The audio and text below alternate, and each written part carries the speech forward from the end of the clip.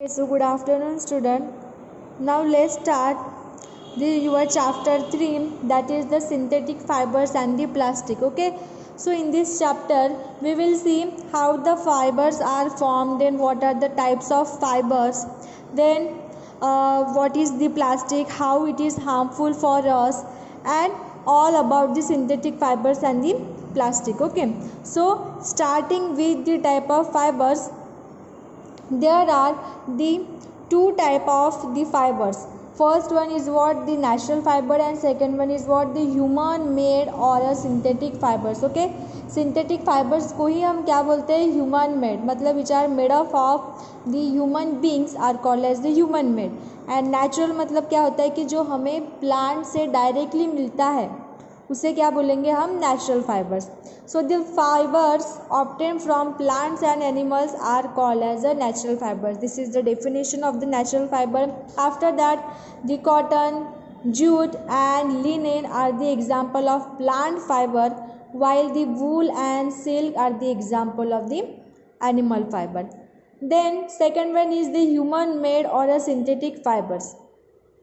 The fibers obtained through the different chemical processes in the industries are called as a human made or a synthetic fiber. Definitely हम human beings जो भी fibers बनाते हैं वो different chemical process से जाके बनता है, और वो हम इंडस्ट्रीज़ में नॉर्मली जैसे आपने देखा होगा कि बहुत सारे जैसे क्लोथ्स रहते हैं तो उनकी डिफरेंट मैन्युफैक्चरिंग फैक्ट्रीज रहती हैं, या फिर हम बोल सकते हैं कि इंडस्ट्रीज़ रहती है. तो ये जो हम क्लोथ्स बनाते हैं या फिर जो भी फाइबर्स बनाते हैं उस फाइबर्स को हम क्या बोलेंगे, सिंथेटिक फाइबर्स बोलेंगे, या फिर हम उसको बोल सकते हैं human made fibres. Okay, so the synthetic fibres are prepared using the raw materials of petroleum origin called the petrochemicals. Okay, तो जो सिंथेटिक फाइबर्स पेट्रोलियम केमिकल्स का यूज़ करके बनते हैं उसको क्या बोलते हैं हम, petrochemicals, like the rayon, nylon and Terylene. Rayon, nylon and Terylene, these are the example of what, synthetic fibers. Now the next topic is the nature of synthetic fibers. Okay, अभी हमें पता तो चल गया कि synthetic fibres means exactly what, then what are the nature of the synthetic fibres. Okay, we will see what is the nature of the synthetic fibres.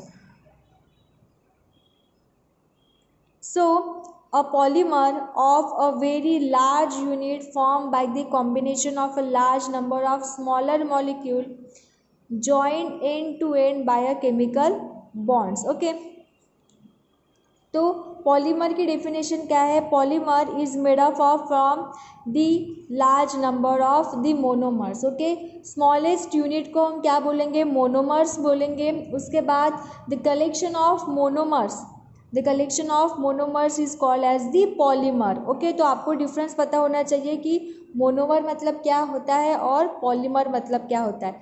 Single monomer, और अगर वही कलेक्शन में है तो उसको हम क्या बोलेंगे, polymer. So the word polymer came from two Greek words, that is poly, poly means what, many, and mer means the repeating units. दो polymerization is the process of joining together a large number of smaller molecules to form a very large molecule. Okay, smaller molecule क्या रहेगा, monomer, and large molecule क्या रहेगा, polymer. So the natural fibers are also polymers. Cotton fibers is a polymer made up of what, cellulose. Cotton किससे बनता है, cellulose से बनता है. उसके बाद it is made up of the many glucose monomers. Okay, there is a one, the reaction which contain the formation of cotton. Okay, cotton क्या है, पॉलीमर है, और उसका सिंगल यूनिट क्या है, ग्लूकोज. जब बहुत सारे ग्लूकोज के मॉलिक्यूल्स कलेक्ट होते हैं, उनकी रिएक्शन होती है, उनकी प्रोसेस को क्या बोलेंगे हम, पॉलीमराइजेशन. ओके, तो जब पॉलीमराइजेशन की प्रोसेस होती है तो हमें क्या बनता है, कॉटन, एक पॉलीमर बनता है, उसको क्या बोलते हैं हम, cotton. Okay, so this is the reaction. Similarly, nylon is prepared by the polymerization of what? amide molecules. तो कॉटन किससे बनता है? ग्लूकोज मॉलिक्यूल से बनता है. और अगर हमें नायलॉन बनाना है तो नायलॉन बनाने के लिए हमें क्या लगेंगे? हमें अमाइड मॉलिक्यूल्स लगेंगे. ओके. उसके बाद the types of synthetic fibres. Okay. So types of synthetic fibres में हम क्या देखेंगे? First one is the Ryan, second one is the nylon, and third one is what? polyester. Okay, rayon, nylon and polyester. So आज हम rayon के बारे में देखेंगे. देन टुमारो हम नायलॉन और जो पॉलिएस्टर है उसके बारे में डिटेल्स में देखेंगे. Okay. So it is a synthetic fibre prepared by the chemical treatment of wood pulp. Okay. तो रेयन अगर हमें बनाना है तो हमें क्या यूज़ में आएगा? The wood pulp is necessary. Okay, for making the rayon. This fibres are spun into yarn and then woven into fabric. It is also called as the artificial silk because it resembles a silk in a appearance. Okay, तो इसको artificial silk भी बोलते हैं. It is a cheaper than silk and can be dyed easily. It absorbs sweat and thus can be comfortably worn in a summer. Okay, तो normally जो summer season है वहाँ पे नॉर्मली जो हम क्लोथ्स यूज़ करते हैं वो क्लोथ्स नॉर्मली रेयन से बनते हैं. Okay. The use of rayon. Rayon के फिर यूजेस यहाँ पे दिए हैं.